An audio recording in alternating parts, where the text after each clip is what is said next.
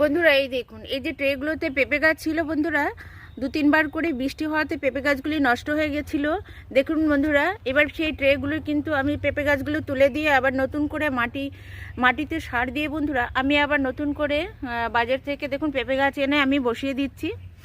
আর এই দেখুন, এই মাটি সাধারণ মাটি এবং গোবর সার 50-50 করে নিয়ে নেবেন, নিয়ে এইভাবে বসিয়ে দেবেন। আর 1 মুঠো নিমকল দিয়ে দেবেন বন্ধুরা, তাহলেই কিন্তু আপনাদের গাছ খুবই সুন্দর হবে। এই দেখুন, আমি সমস্ত লাগিয়ে দিয়েছি, আপনারা ওই আমার মতো করে লাগিয়ে দিন বন্ধুরা।